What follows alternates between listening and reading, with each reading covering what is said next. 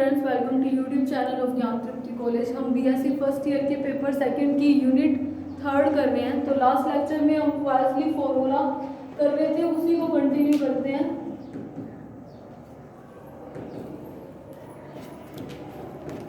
Quartz formula, तो देखो कल मैंने इसका थोड़ा बहुत तो बता दिया था कि क्वार्ट्ज फॉर्मूला दिया क्यों था कि पर सेकंड में कितना पानी का वॉल्यूम फ्लो हो रहा है, इसको फाइंड करने के लिए क्वार्ट्ज ने अपना एक फॉर्मूला दिया था। यानी कि इसने क्या एक वॉल्यूम का फॉर्मूला दिया है V का, तो उसको फाइंड करने के लिए क्वार्ट्ज ने जो फॉर्मूला दिया था उसी को क्वार्ट्ज फॉर्मूला बोलते हैं। तो उसके लिए उसने 4 अजम्पशंस ली थी, ये कल मैंने बता दिया था। अब अजम्पशन कैसी थी? Streamline flow.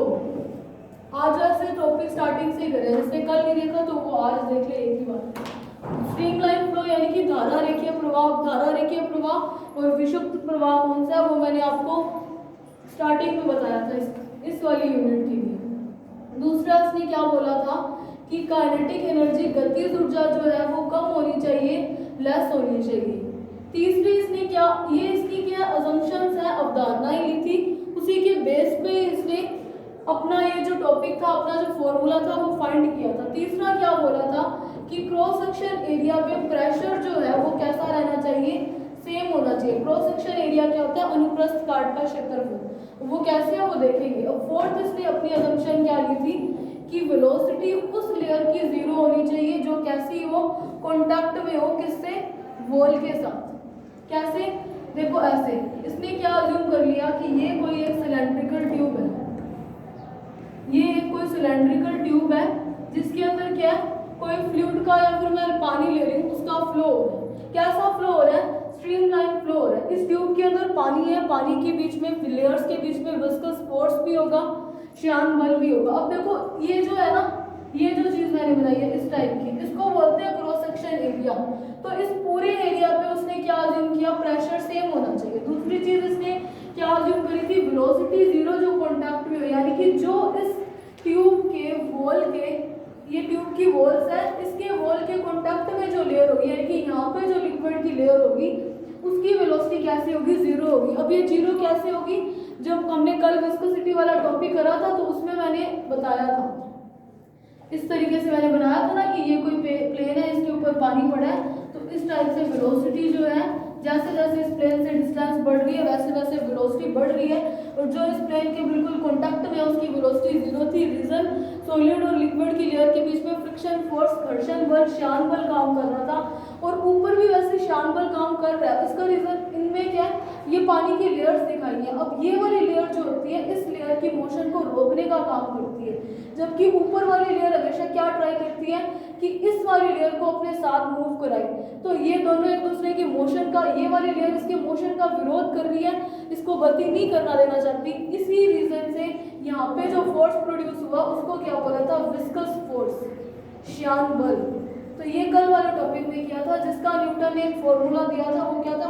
-F मीटा A dV over में dx या dz, जहाँ पे ये चीज क्या होती है? वेग प्रवणता, वेलोसिटी ग्रेडियंट। अब वेलोसिटी ग्रेडियंट क्या है कि डिस्टेंस के साथ वेलोसिटी में चेंज प्रोड्यूस होना। तो यहाँ पे अगर मैं देखूं, मैंने इसका सेंटर बना दिया, ये यहाँ से ये डिस्टेंस मान ली पूरी इसकी रेडियस R है, नीचे वाली भी R हो जाएगी। तो इसके ऊपर मैंने 2 जो है सिलेंड्रिकल लेयर अज्यूम करनी है।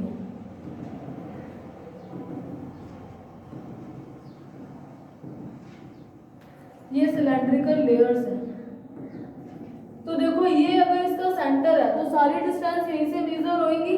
तो ये डिस्टेंस मैंने मान ली x और ये डिस्टेंस मान ली x प्लस dx। अब यहाँ के इसके कांटेक्ट में जो लेयर है उसकी वेलोसिटी कैसी होगी? 0 होगी। ठीक है, स्ट्रीमलाइन फ्लो होगा इसमें, ये चीज ध्यान रखना। अब देखो जो इससे इस वॉल से मैक्सिमम डिस्टेंस तो यही है। आप सोचोगे कि इस वॉल से यहाँ पे भी मैक्सिमम डिस्टेंस है, लेकिन वो इस वॉल के कांटेक्ट में आ चुकी है। तो मैक्सिमम डिस्टेंस क्या है? सेंटर, जहाँ पे इन दोनों के डिस्टेंस रेडियस के इक्वल है जो कि मैक्सिमम थी। तो यहाँ पे वेलोसिटी मैक्सिमम होगी और सारी अपने जितनी भी, अब देखो इस साइड वेलोसिटी कैसी है? मैक्सिमम, और ऊपर जा रहे हैं तो वेलोसिटी 0 है, यानी कि ऊपर जा रहे हैं तो वेलोसिटी कैसे हो रही है? कम होती जा रही है। इसके नीचे भी जा रहे हैं तो वेलोसिटी कम हो रही है। और वेलोसिटी क्या हो रही है? डिस्टेंस के साथ चेंज हो रही है, इसी को बोलते हैं वेलोसिटी ग्रेडियंट, वेग प्रवणता। ठीक है, कर ली है पानी की सिलेंड्रिकल लेयर, एक इससे x डिस्टेंस पे है, एक इससे x प्लस dx डिस्टेंस पे है। तो हम देखते हैं इस लेयर पे फोर्स कितना काम करेगा।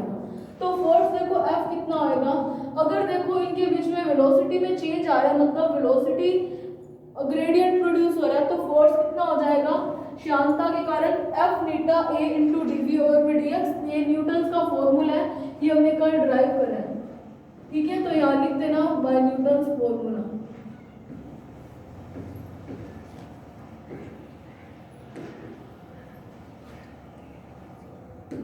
ये न्यूटन का फॉर्मूला है। तो फोर्स कितना होगा, माइनस नीटा, एरिया की वैल्यू निकालते हैं, डीवी, वहाँ पे मैंने डीवी ओवर में डी जेड लिखा था कल वाले टॉपिक में, क्योंकि तो मैंने प्लेन से जेड डिस्टेंस पे दो लेयर अज्यूम करी थी, आज मैंने एक्स लिए तो मैंने एक्स लिखे है, ठीक है। अब मैं एरिया निकालती हूँ। तो देखो इस वाली लेयर, इस ट्यूब की मैंने लेंथ मान ली एल है, तो मैं इस ट्यूब की लेंथ एल मान के मैं एरिया निकालती हूँ इस वाले का। तो देखो मैंने इस एक्स वाली की ले ली, तो उसकी सर्कमफेरेंस कितनी है, अगर ये वाली लेयर एल डिस्टेंस पर जा रही है तो ये भी, इसकी भी लेंथ एल ही होगी, ये तो पता ही है, पूरी ट्यूब में पानी ट्रेवल करेगा। तो देखो इसका परिधि कितनी हुई, इसकी एक्स त्रिज्या है, तो 2 pi X into length L, परिधि की भी डायमेंशन, परिधि की भी यूनिट मीटर, इसकी भी मीटर, तो metre into metre, metre square, यानी कि एरिया निकल आया मेरे पास 2 पाई एक्स एल। इसको इक्वेशन फर्स्ट देखो। अब सेकंड हमें क्या पता है, हमें क्या पता है अभी, फोर्स किसके, प्रेशर किसके इक्वल होता है, दाब, फोर्स ओवर में एरिया के। तो यहाँ से मैं फोर्स निकालूँ तो वो क्या आ जाएगा, प्रेशर ओवर में एरिया। आप इसको एफ डैश लिख दो, वो क्यों लिखा मैं बता दूंगी, ठीक है, या एफ ही पढ़ा रहने दो, आपकी मर्जी हो। तो देखो मेरे, सॉरी ये ओवर में एरिया कर दिया, ये मल्टीप्लाई में। तो यहाँ से मेरे पास फोर्स क्या निकल आया, प्रेशर। अब देखो प्रेशर क्या होगा, हर वाली लेयर पे, हर एक लेयर पे सेम होगा, इस लेयर पे भी प्रेशर P है, इस लेयर पे भी प्रेशर P है, यहाँ पे कोई और लेयर आ रही है उसका भी प्रेशर P ही होगा। इस चीज को मैं एक बार रिमूव करूँ,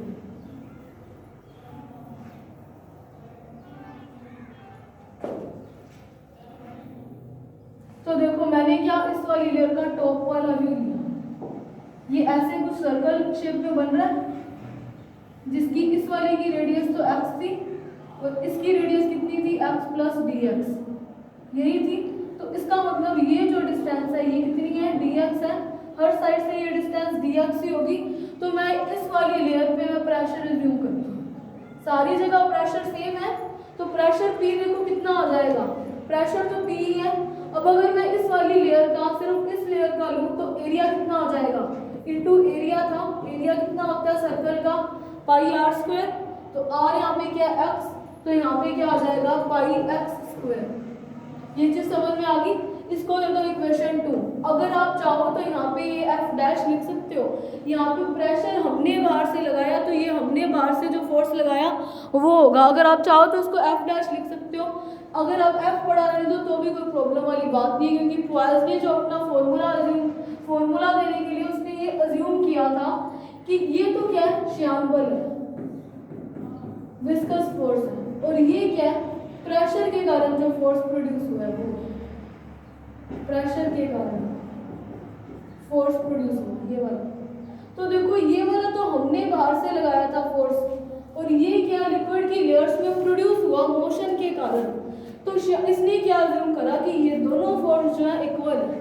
तो ऐसा करने से मुझे क्या पता चला, by equation first and second, तो आप चाहो तो यहाँ पे एफ डैश लिखो, ना भी लिखो तो भी कोई प्रॉब्लम नहीं है, क्योंकि उसने इक्वली अज्यूम किया। तो वो मेरे पास क्या आया, पी पाई एक्स स्क्वायर किसके इक्वल आया, eta into 2 pi X into L dot D V over में डी एक्स। एल क्या है, ट्यूब की लेंथ है। तो यहाँ से मेरे पास पाई से पाई कैंसिल हो रहा है, एक एक्स से एक एक्स कैंसिल हो रहा है। तो मैं यहाँ से क्या करती हूँ, डी वी ओवर में डी एक्स निकालती हूँ। तो डी वी ओवर में डी एक्स देखो क्या है, पी एक्स पड़ा है उधर, एक्स स्क्वायर था, एक एक्स स्क्वायर से एक्स कैंसिल हो गया। यहाँ पे नीटा 2 और एल बच रहा है, 2 नीटा एल और एक माइनस का साइन। मैंने क्या किया, सिर्फ इस वाले टर्म को इधर लिख दिया, बाकी को डिवाइड में भेज दिया। अब मैं यहाँ से क्या कर सकती हूँ, डी वी निकाल सकती हूँ। डी वी क्या है, वेलोसिटी है, ये वी वेलोसिटी थी, एक्स डिस्टेंस था, तो minus P x two eta L dot D x. तो मैं क्या कर सकती हूँ, इस इक्वेशन का इंटीग्रेशन करके v निकाल सकती हूँ। मैं v क्यों निकाल रही हूँ वो आपको पता चल जाएगा अभी, बाय इंटीग्रेटिंग अबव इक्वेशन। इस वाली इक्वेशन का जब मैं इंटीग्रेशन करूंगी तो वेलोसिटी मेरे पास क्या आ जाएगी, यहाँ पे dv है, इसका करा minus P x two eta L dot D x. तो इंटीग्रेशन मैं नेक्स्ट पे कर रही हूँ, इंटीग्रेशन करके मैं वेलोसिटी क्यों निकाल रही हूँ वो आपको पता चल जाएगा अभी। तो देखो dv का इंटीग्रेशन करा तो v आएगा, dv का इंटीग्रेशन v है और माइनस p ओवर में टू नीटा एल क्या है, कांस्टेंट है। मुझे इंटीग्रेशन किसका करना है, x का करना है dx के रिस्पेक्ट में। तो इंटीग्रेशन करने पे क्या आ जाएगा, x का x स्क्वायर बाय 2 प्लस कोई इंटीग्रेशन कोफिशिएंट c। तो देखो अभी देखो इस c की वैल्यू निकालते हैं। तो if x is equals to r, देखो मैंने क्या किया, c की वैल्यू निकाल रही हूँ। c की वैल्यू निकालने के लिए मैंने क्या अज्यूम कर लिया, ये इस लेयर पे बात करी, मैंने अज्यूम कर लिया कि x इतनी है, यानी कि पूरी रेडियस के इक्वल लिया। तो वहां पे वेलोसिटी कैसी है, 0 है। इसने अपने अजम्पशन में ही कहा था कि वेलोसिटी कैसी होगी, 0 होगी। तो मैंने x को r के इक्वल लिया तो v कैसा हुआ, 0। तो मैं यहाँ पे पुट करती हूँ, 0 is equals to minus P two eta L into R square by 2 plus C. तो c की वैल्यू क्या आ गई, p ओवर में मैं 4 लिख दूँ, 4 eta L into R square. तो इस c की वैल्यू मैं इस इक्वेशन में पुट करती हूँ, तो ये r की वैल्यू पुट कर देती हूँ, v माइनस p, ये भी 2 इंटू 2 4 लिख दिया, R square 4 eta L plus, sorry ये तो x है ना, देखो यहाँ पे x पड़ा है। अब c की वैल्यू मैं पुट कर रही हूँ, प्लस में p आर स्क्वायर ओवर में 4 नीटा एल। तो यहाँ पे p ओवर में 4 नीटा एल कॉमन आ रहा है, तो वो कॉमन ले लेती हूँ। तो v की क्या वैल्यू आई, p ओवर में 4 नीटा एल, बचा क्या मेरे पास, प्लस का आर स्क्वायर माइनस का एक्स स्क्वायर। तो मैंने आर स्क्वायर को पहले लिख दिया क्योंकि एक्स माइनस में था, एक्स स्क्वायर को बाद में लिख दिया। इसको देखो इक्वेशन नंबर कौन सी देनी है, 3rd। अब देखो वाइज ने फॉर्मूला दिया क्यों था, पर सेकंड में कितना वॉल्यूम फ्लो कर रहा है पानी का, वो निकालने के लिए। तो मैं क्या निकाल रही हूँ, पर सेकंड में इस वाली लेयर के बीच में, यानी कि ये लेयर x वाली और x प्लस dx डिस्टेंस पे जो लेयर पड़ा है, इसके अंदर कितना वॉल्यूम फ्लो कर रहा है पर सेकंड में, वो निकाल रही हूँ। तो देखो मैं सिर्फ यहाँ तक निकाल रही हूँ, इन दोनों के बीच में, यानी कि इस पार्ट में, इस पार्ट में। अगर मैं सिर्फ इस पार्ट में निकाल रही हूँ तो मैं वॉल्यूम को ले दूंगी dv। ध्यान रखना मैं कैपिटल V वॉल्यूम लिख रही हूँ आयतन, और स्मॉल v को मैं वेलोसिटी लिख रही हूँ। तो dv की वैल्यू क्या हो जाएगी, देखो dv किसके इक्वल हो जाएगा, एरिया इनटू डिस्टेंस होता है, यही होता है एरिया इनटू डिस्टेंस। तो इसका एरिया देखते हो, इसकी सर्कमफेरेंस कितनी है, 2 पाई x, परिधि 2 पाई x आएगी इनटू इस वाले एरिया के बीच में मैं कर रही हूँ। तो ये लेंथ कितनी है मेरे पास, dx इनटू dx। तो एरिया की मेरे पास वैल्यू आई 2 पाई x dot dx into distance. मुझे कैसा निकालना है, पर सेकंड में निकालना है, पर सेकंड में निकालना है। तो देखो मुझे पता है वेलोसिटी क्या होती है, वेग क्या होता है, दूरी बटा समय, यही होता है डिस्टेंस ओवर में टाइम। टाइम मैंने कैसा लिया, 1 सेकंड, तो वेलोसिटी कैसी हो जाएगी, डिस्टेंस के इक्वल। तो यहाँ पे मैं v लिख दूंगी। यही रीजन था कि हमने फोर्स को इक्वेट करके वेलोसिटी निकाली थी, क्योंकि पर सेकंड में जो डिस्टेंस है वो वेलोसिटी के इक्वल होती है। तो अभी यहाँ पे बोले इस वेलोसिटी की वैल्यू पुट कर देंगे। ठीक है, ये चीज़ आपको समझ में आ गई कि मैंने क्यों लिखा है, साइड में ही अपने नोट कर लेना चाहिए। तो देखो dv, यहाँ पे dv क्यों लिया, क्योंकि मैं सिर्फ इस एलिमेंट की बात कर रही हूँ, छोटे एलिमेंट की बात। पूरे के लिए मुझे इस वाले वॉल्यूम का इंटीग्रेशन करना पड़ेगा। तो देखते हैं फिर dv की वैल्यू क्या है। तो dv क्या आया, ये कैपिटल V वॉल्यूम है, 2 पाई x डॉट dx इंटू, यहाँ पे लिख देना by equation 3rd। Equation 3rd से मैं वैल्यू पुट कर रही हूँ v की। तो वो वैल्यू देखो क्या है, P ओवर में 4 नीटा L, इस वाली को मैं बड़ा bracket R square minus x का स्क्वायर, ये थी, ये वैल्यू मैंने वहां से नोट कर दी। तो डीवी की मेरे पास एक वैल्यू आ चुकी है, क्या आई मेरे पास, pi P pi X dot D X R square minus X square dot D X over में इस 2 से ये कैंसिल कर दिया 2 नीटा एल 4 वाला, ठीक है। तो डीवी की वैल्यू क्या आई, पी पाई एक्स का मैं अंदर मल्टीप्लाई करा देती हूँ, R square x minus x का cube dot D X over में 2 नीटा एल। तो ये तो मेरे पास क्या है, छोटा सा वॉल्यूम का एलिमेंट आ रहा है। अगर मुझे पूरा वॉल्यूम निकालना है तो मैं क्या कर सकती हूँ, इस इक्वेशन का इंटीग्रेशन कर दूँ, तो यहाँ लिख देना बाय इंटीग्रेटिंग अबव इक्वेशन। तो मैं इंटीग्रेशन करती हूँ, पर सेकंड में कितना पानी इस पूरी ट्यूब में फ्लो हो रहा है वो निकालने के लिए। तो डीवी की वैल्यू क्या आई, P pi 2 eta L, integration कर रहे हैं R square x minus x का क्यूब डॉट डी एक्स के इक्वल, यही आया। तो इंटीग्रेशन कर देते हैं, तो टोटल वॉल्यूम मेरे पास क्या आया, v। अब देखो यहाँ पे अपने एक चीज और कर सकते हैं, लिमिट अप्लाई कर सकते हैं। वॉल्यूम तो पूरा v है, लिमिट क्या कर सकते हैं 0 टू r। कैसे कर सकते हैं, देखो मैंने इसकी रेडियस जो है वो r ली है, यानी कि मैक्सिमम क्या कर सकते हैं, वो r डिस्टेंस ट्रैवल कर सकते हैं 0 टू r, यही कर सकते हैं। ऊपर वाले पार्ट में मैं वॉल्यूम निकाल रही हूँ, 0 टू r हो गया, तो वॉल्यूम को मैंने v लिख दिया। और मेरे पास p पाई ओवर में 2 नीटा l, x की वैल्यू मैक्सिमम r तक जा सकती है, तो मैंने r लिख दिया क्योंकि x के रिस्पेक्ट इंटीग्रेशन कर रहे हैं।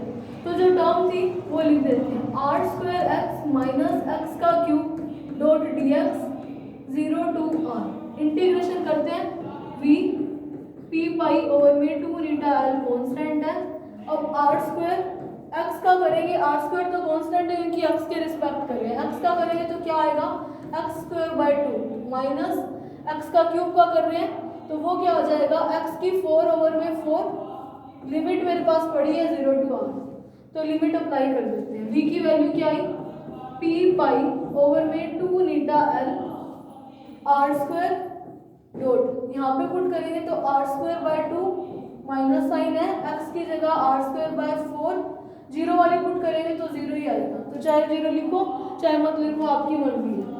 तो यहाँ से मेरे पास v क्या आया, p पाई ओवर में 2 नीटा l r की पावर 4 ओवर में 2 माइनस r की 4 ओवर में 4, तो इनका माइनस कर देते हैं।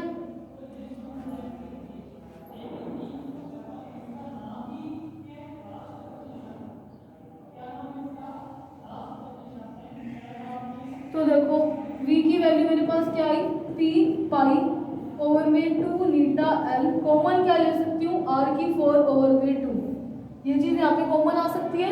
तो यहाँ क्या बचेगा 1 माइनस हाफ, यही बचेगा, अंदर मल्टीप्लाई करोगे फिर से r की पावर 4 ओवर में 4 और r की 4 ओवर में 2, तो 1 माइनस हाफ क्या होता है, हाफ होता है, इस साइड लिख रही हूँ मैं। तो v क्या हुआ, p पाई ओवर में 2 इंटू 2 4 नीटा l r की पावर 4 इंटू एक हाफ और आएगा, तो मैंने डायरेक्ट इधर मल्टीप्लाई कर दिया, तो यहाँ क्या आ जाएगा 8। तो यही क्या है क्वाइल्स फॉर्मूला, ठीक है।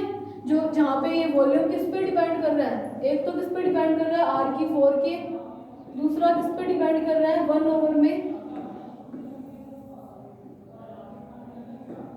किसके प्रोपोर्शनल है, 1 ओवर में नीटा विस्कोसिटी कोफिशिएंट के, किसके प्रोपोर्शनल है, ट्यूब इनवर्सली प्रोपोर्शनल है ट्यूब की लेंथ के, और ये जो वॉल्यूम पर सेकंड में बाहर निकलेगा पानी का वो किसके प्रोपोर्शनल है, प्रेशर के। तो ये है पॉइल्स लॉ और ये है पॉइल्स फॉर्मूला। तो ये टॉपिक यहाँ पे कंप्लीट होता है, पॉइल्स formula and पॉइल्स law.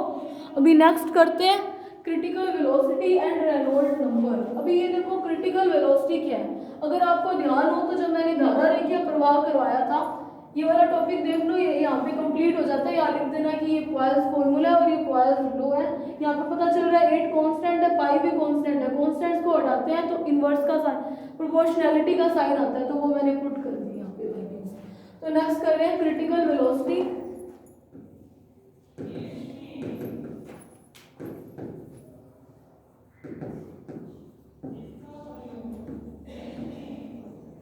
And Reynolds number, Hindi में बोलते हैं रेनॉल्ड्स संख्या। क्रिटिकल को हिंदी में बोलते हैं क्रांतिक वेग एवं रेनॉल्ड्स संख्या। तो देखो क्रिटिकल वेलोसिटी क्या है, जब हमने अपनी फर्स्ट लेक्चर में करा था धारा रेखीय प्रवाह और विक्षुब्ध प्रवाह,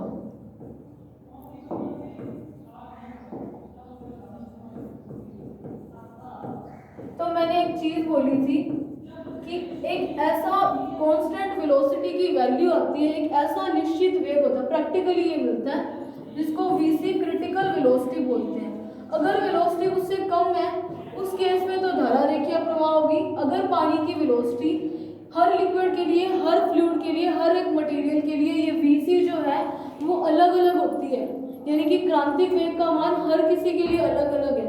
तो वीसी जो है एक ऐसी फिक्स वैल्यू होती है जिससे अगर कम वेलोसिटी हो रही है तो उस केस में तो धारा रेखीय प्रवाह होगा। लेकिन अगर वेलोसिटी पानी की या फिर जिसका हम फ्लो करवा रहे हैं लिक्विड की, उसकी वेलोसिटी अगर इस क्रिटिकल वेलोसिटी से ज़्यादा हो जाती है तो उस केस में प्रवाह कैसा होता है, विक्षुब्ध प्रवाह होता है। और ध्यान रखना ये वीसी की वैल्यू हर एक मटेरियल के लिए सेम होता है। तो इस फिक्स वेलोसिटी को बोलते हैं क्रिटिकल वेलोसिटी या फिर क्रांतिक वेग। वेग का एक ऐसा निश्चित मान जिससे कम वेग पे अगर किसी पानी का या किसी फ्लूइड का फ्लो हो रहा है तो फ्लो कैसा आएगा, धारा रेखीय, और अगर ज्यादा हो रहा है तो कैसा होगा, विक्षुब्ध प्रवाह। तो इस वेलोसिटी को क्या बोलते हैं, क्रिटिकल वेलोसिटी वीसी। अभी इसकी वैल्यू प्रैक्टिकली पता चलती है, किस पे डिपेंड करती है, ये जो वीसी है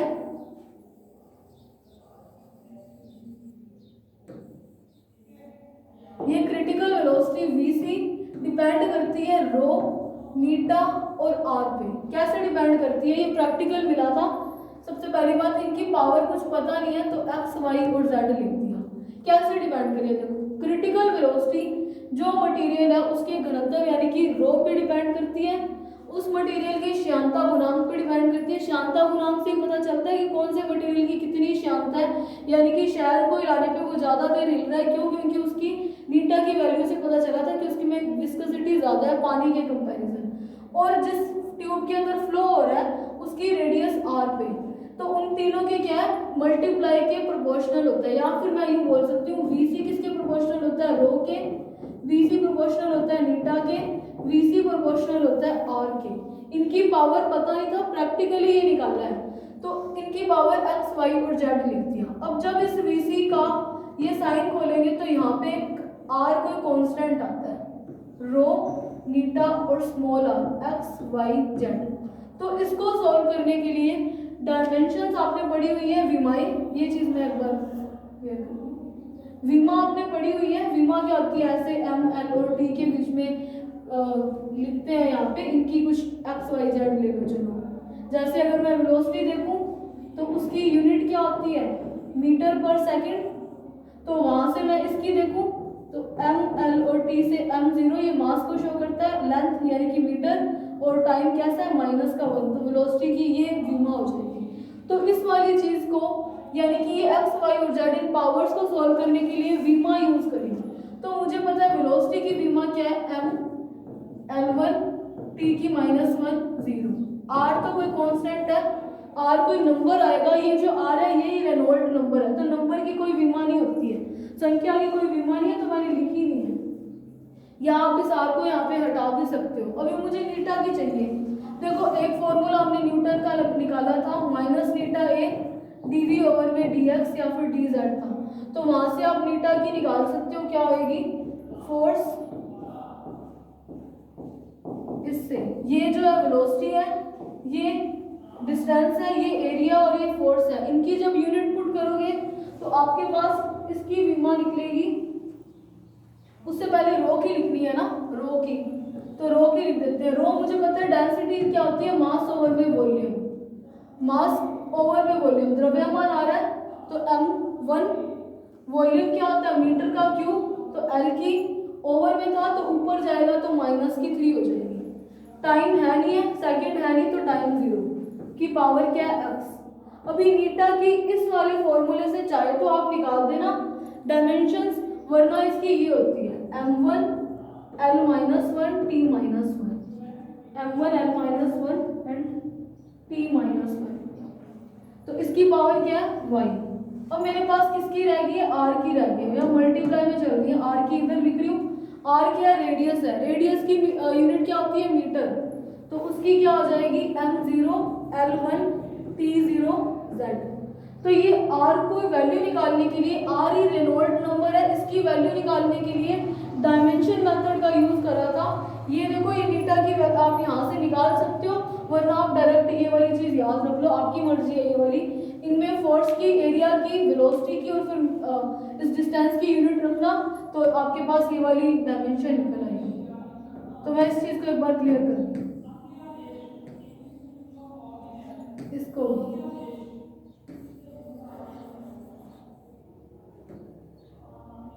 तो देखो यहाँ से मैं लिख रही हूँ m0 l1 t-1, टाइम की इधर वेलोसिटी की मेरे पास पड़ी है, इधर देखो तो मैं m की पावर ले रही हूँ, मल्टीप्लाई करूँ तो यहाँ पे क्या आ जाएगा mx l की -3x और t की 0, 0 इंटू समथिंग इज ऑलवेज 0। इसकी मेरे पास क्या आ जाएगी my l की -y और t की -y, गुना में y पावर में था, सबके साथ मल्टीप्लाई कर दिया। इसका क्या है m0 lz और t0, यही आएगा। तो मैं यहाँ पे ये वैल्यूज पुट कर देती हूँ और सबको मैं ऐड कर देती हूँ, यानी कि अगर मैं देखूँ अभी मास की, तो मेरे पास क्या आ रहा है मास, इधर तो मेरे पास ये चीज बन रही है, यहाँ पे ये वाली टर्म, यहाँ पे ये वाली टर्म, गुना में गाते क्या है, जुड़ती है सारी, मल्टीप्लाई में है तो पावर क्या हो जाएगी, जुड़ जाएगी। तो m की पावर देखो तो क्या आ जाएगी, एक तो x plus y plus z का मेरे पास है नहीं है तो 0 मैंने लिखा नहीं। अभी मैं लेंथ की देखती हूँ, तो लेंथ की देखो क्या है, सब मल्टीप्लाई में लेंथ की माइनस का 3x माइनस का y और प्लस का z, -3x -y प्लस का z, यही बन रहा है। टाइम की देखो तो देखो क्या बन रहा है, यहाँ पे 0, यहाँ पे माइनस का y और यहाँ पे भी 0, तो टाइम की एक ही बनी माइनस का y।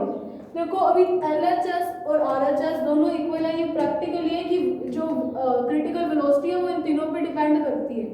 अब r तो नंबर है, नंबर की कोई डायमेंशन नहीं है, इसलिए मैंने लिखी नहीं है। तो देखो यहाँ से अगर LHS RHS के इक्वल है तो इस चीज को मैं क्या लिख सकती हूँ, इसको मैं देखो क्या लिख सकती हूँ, यानी कि ये वाली जो पावर्स होंगी वो भी इक्वेट करेगी, तो मेरे पास क्या है x प्लस वाई की वैल्यू क्या आ जाएगी 0। इन दोनों का कंपैरिजन करूं तो माइनस का 3x माइनस का y प्लस का z की वैल्यू क्या आएगी 1। इनको इक्वेट करूं तो माइनस का 1 किसके इक्वल है, माइनस के y के, यानी कि y की मेरे पास एक वैल्यू आ गई 1। ये देख लो -1 और -y, तो y की वैल्यू तो आ चुकी है 1। अब दूसरा देखो तो यहाँ से मैं x की वैल्यू निकाल सकती हूँ, वो क्या आएगी मेरे पास, x की वैल्यू देखो क्या आएगी माइनस का y, x की वैल्यू माइनस का y है और y की वैल्यू 1 मेरे पास पड़ी है, तो x की भी एक आ चुकी है माइनस का 1, तो मैं साइड पे लिख रही हूँ x माइनस वाई, सॉरी 1 और y मेरे पास 1। अब z की निकालनी है, तो इस इक्वेशन में मैं x और y दोनों की वैल्यू पुट करूँ तो मेरे पास z की निकल आएगी, तो यहाँ पे पुट करते हैं माइनस का 3 इंटू एक्स की वैल्यू क्या है -1, माइनस साइन था y की वैल्यू मेरे पास है 1, प्लस जेड की मुझे निकालनी है किसके इक्वल है 0 की, सॉरी 1 के। तो यहाँ से जेड देखूं तो मेरे पास क्या आ जाएगा, ये हो गया प्लस का 3 और माइनस का 1 यानी कि 2, और ये क्या है, चलो यूं लिख दिया 2 plus z is equals to 1। तो यहाँ से मैं जेड देखूं तो मेरे पास क्या आ जाएगा 1 माइनस 2 यानी कि माइनस का 1। तो जेड की भी मेरे पास एक वैल्यू आ चुकी है जो कि क्या आई माइनस की 1।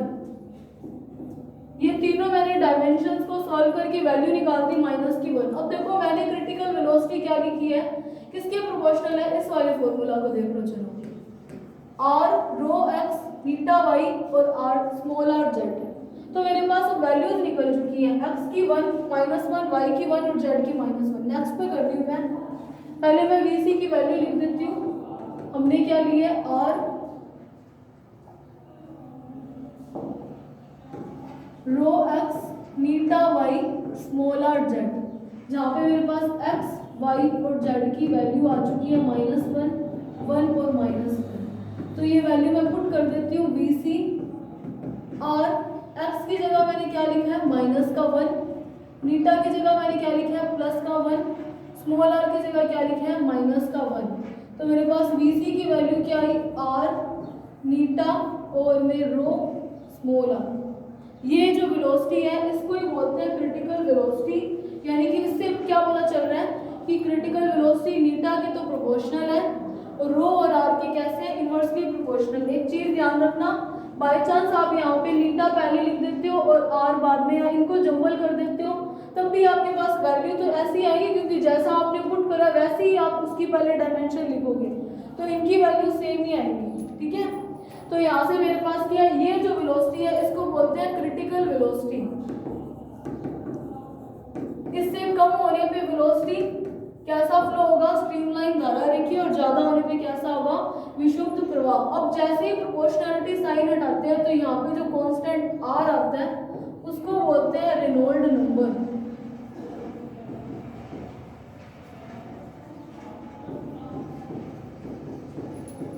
रेनॉल्ड संख्या। अब ये रेनॉल्ड संख्या क्या है, यहाँ से मैं आर की वैल्यू निकाल सकती हूँ, तो वो देखो मेरे पास क्या आएगी, V C rho R over में नीटा, रेनॉल्ड संख्या।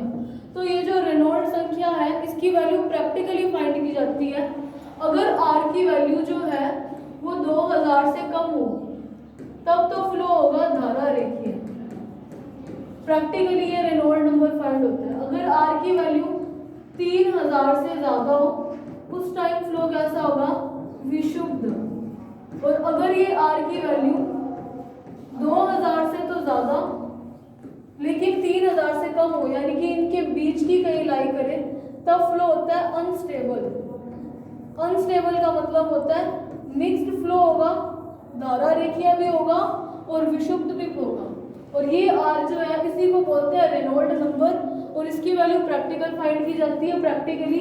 तो ये रेनॉल्ड नंबर, क्रिटिकल नंबर और पॉइल्स फॉर्मूला हो गया। पॉइल्स फॉर्मूला जो है वो एक इम्पोर्टेंट टॉपिक है। सो आज के लिए इतना ही। That's it for today. Thank you very much.